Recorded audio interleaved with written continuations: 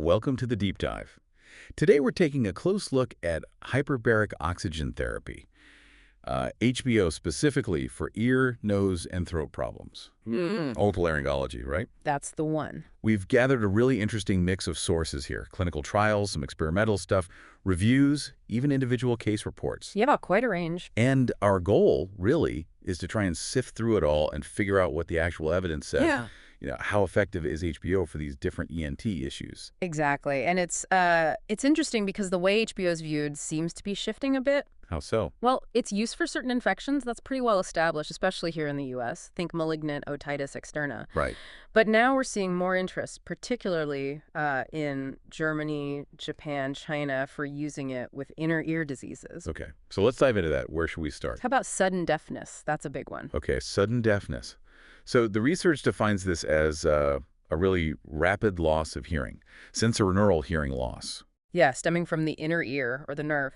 It develops fast, like over hours or maybe a few days. It happens more often than you might think, right? Something like 5 to 20 people per 100,000 each year. That's the estimate, yeah. Surprisingly common. So before we get to HBO, what are the sort of standard approaches? Well, traditionally, you often see things like IV infusions trying to boost microcirculation. Tiny blood vessels. Right. And vasodilators, meds to widen blood vessels. Okay.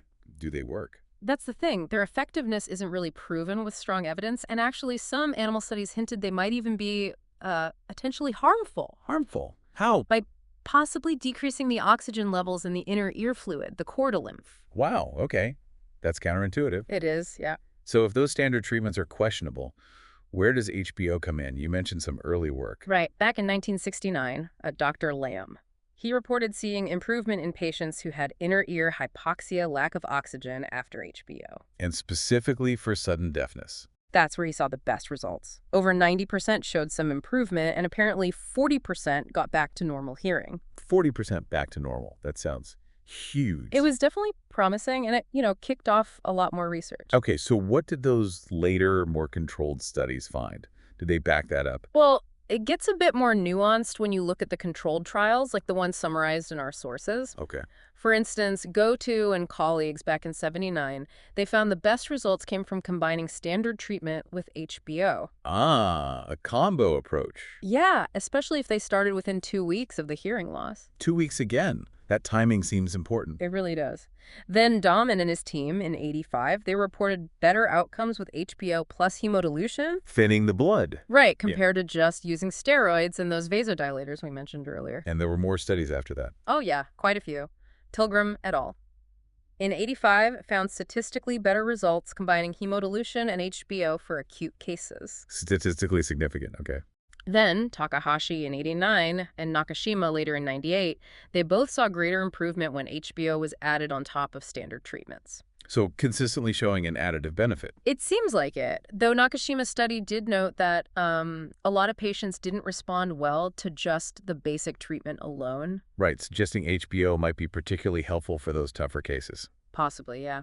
That's one interpretation. And you mentioned timing keeps popping up. Definitely. Shiraishi et al.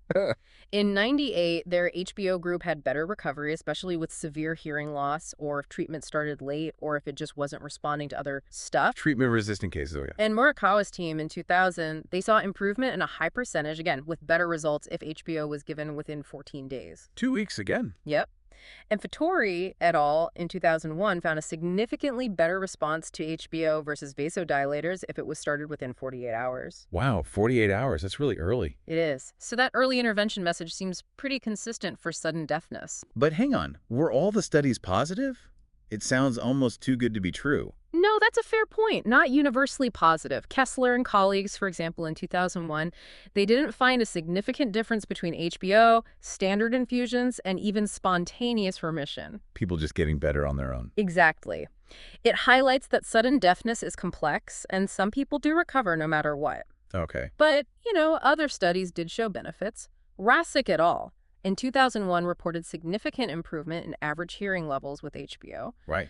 And Asenlen's group in 2002 found adding HBO significantly improved outcomes, especially in younger patients. Okay, so a mixed bag, but leaning towards beneficial, especially early on. That seems to be the trend in the data, yes. So what's the underlying reason? Why should HBO help with sudden deafness? What's the theory?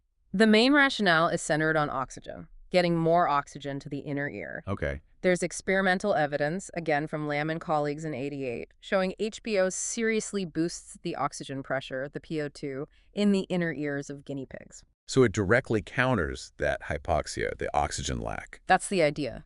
Address the oxygen deficit believed to be a root cause in many cases. Plus, there's another angle. What's that? HBO seems to improve blood rheology, how blood flows. The microcirculation thing again. Exactly. It can lower hematocrit, make blood less viscous or sticky, and improve how flexible red blood cells are. So they can squeeze through those tiny vessels better. Precisely. Better delivery. Okay, so it's about increasing the oxygen supply and improving the delivery system.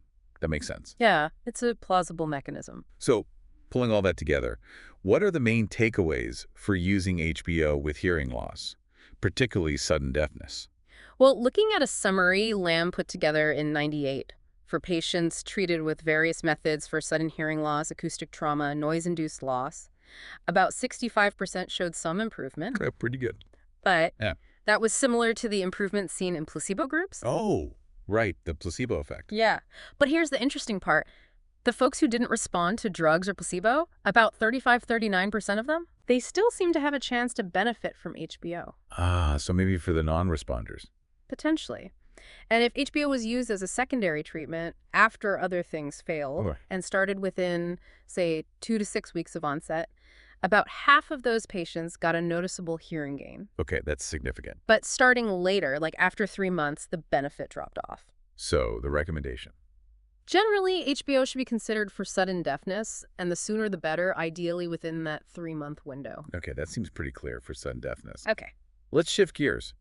What about acute acoustic trauma, like from a gunshot or explosion? Right, that's sudden, intense noise damage. What's actually happening inside the ear then? It's pretty nasty. It can cause the hair cells, those vital sensory cells in the inner and outer ear, to fail. Oh, wow. Cell membranes can rupture, blood flow in the cochlea's down, and the electrical signals for hearing, the hearing potentials, decrease because oxygen levels drop. So oxygen is a factor there too. Yeah. What about HBO and animal studies for this? Yeah, researchers like Lamb and Pilgrim looked at this in guinea pigs. They found sort of variable benefits of HBO on different hearing measures. Variable. Yeah, things like cochlear microphonics, action potentials. But when they looked at the tissue, the histology, Under the microscope.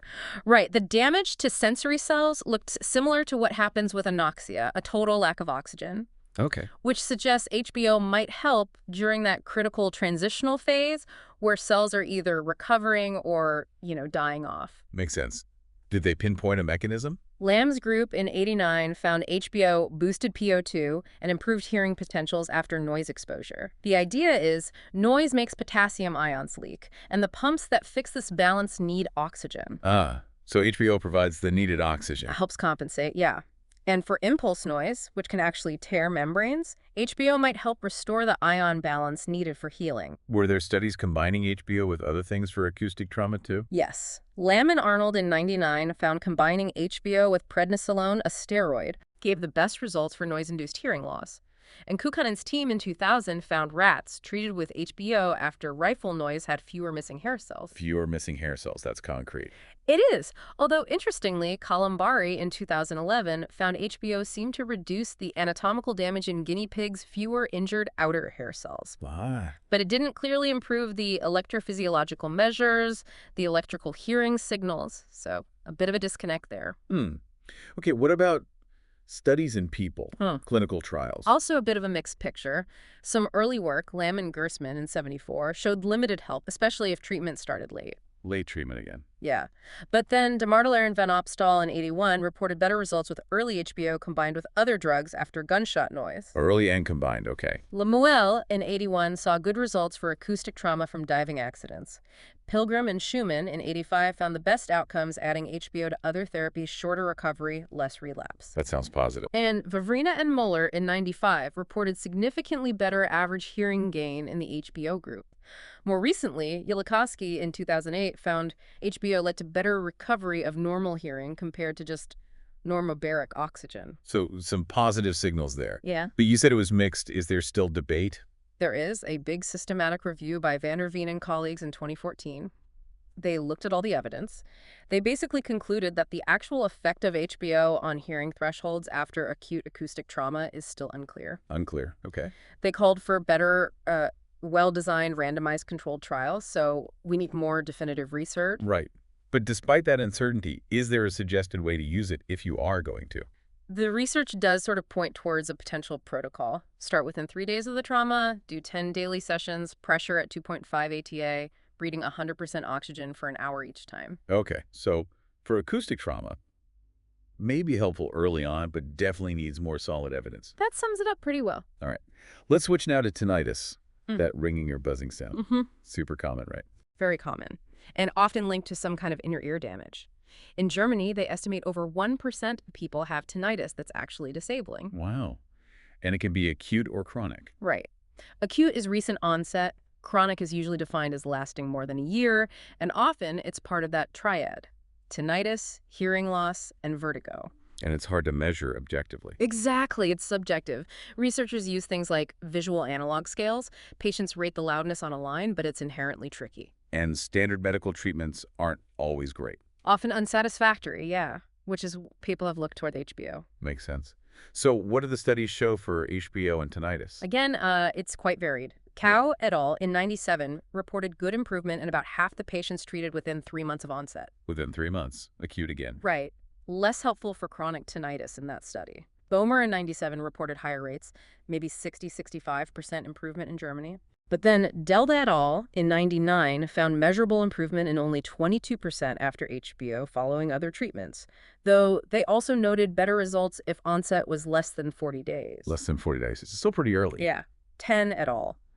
In '99 suggested it might contribute to treating severe chronic tinnitus, but they also warned about potential negative effects. Negative effects. Yeah. Like making it worse. That's a concern, though. A review by Desluver in 2007 found prospective studies didn't show a significant effect overall, but retrospective ones hinted at improvement in acute cases.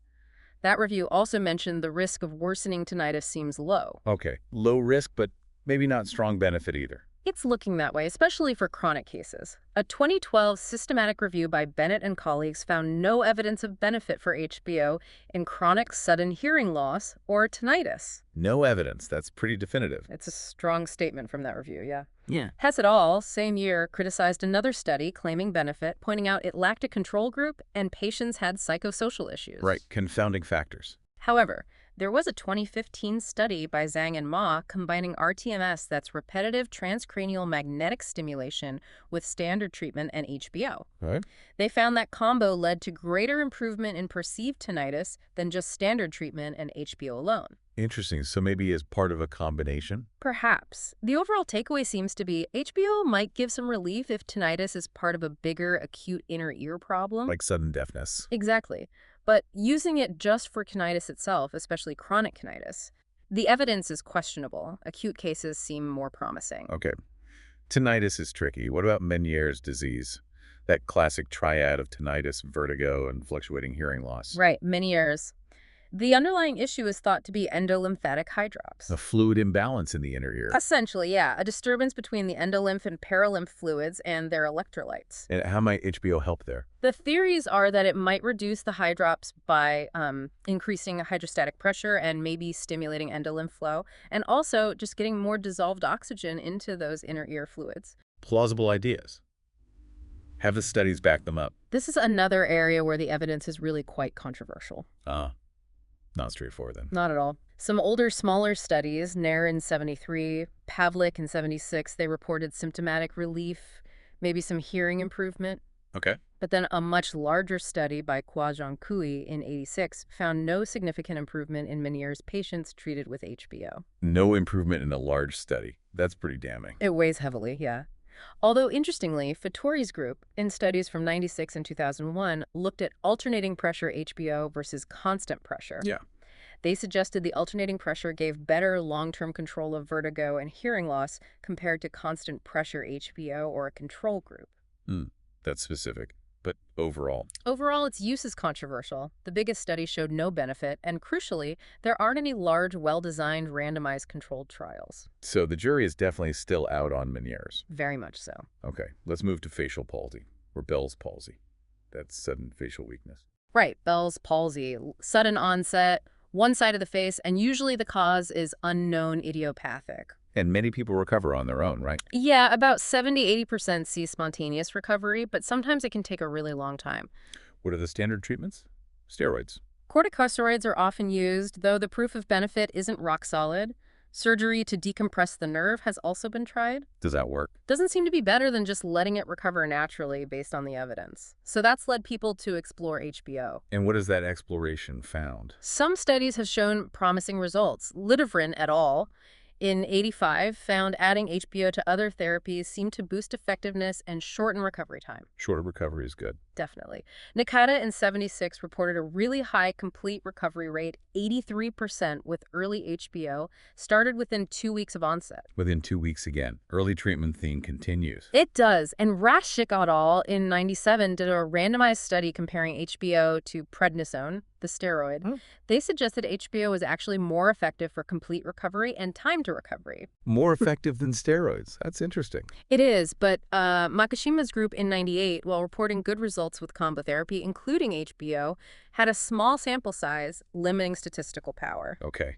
What about bigger reviews? A Cochrane review from 2012 looked into it. They found only very low-quality evidence from one trial suggesting HBO might help moderate to severe cases. Very low quality evidence. Yeah, not strong. Their conclusion was a strong call for more, better randomized trials. So like some other conditions, effectiveness isn't really proven yet for Bell's palsy. Not proven, no. Some promising signals in smaller studies, but we need more definitive research. Okay.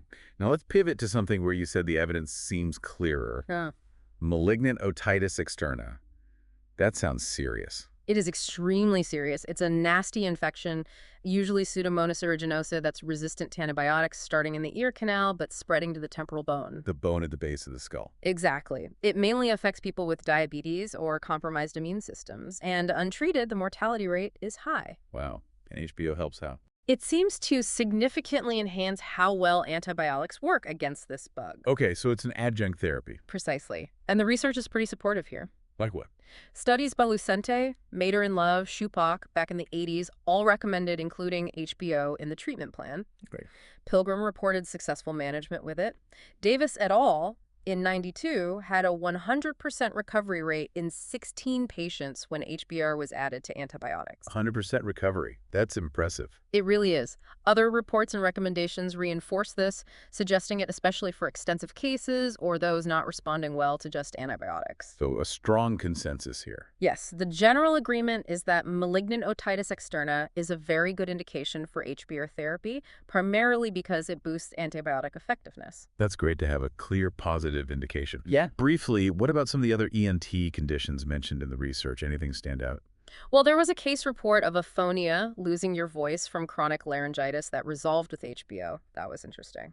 And some animal research suggesting HBO might protect against hearing damage from chronic noise exposure, but that needs follow-up in humans. Sure. Also, some positive results in animal studies for inner ear issues after carbon monoxide poisoning, and for vascular problems affecting the inner ear, especially if treated early, within 8 weeks or so. Vascular issues like circulation problems. Right. And for caisson workers, working under pressure who get hearing problems, one study found HBO helped normalize hearing faster than just regular oxygen. Okay. Anything where it didn't seem to work? Yeah, for chronic hearing impairment lasting over a year, the research suggests poor results with HBO. Right. But on the flip side, some studies on neuro-otological vascular disturbances, basically circulatory issues affecting hearing and balance, showed HBO had superior results for improving vertigo, tinnitus, and hearing in those cases. So a mixed bag of other potential applications, some needing more research. Exactly. Some intriguing possibilities, but often based on limited or early data. Now, we should also touch on safety.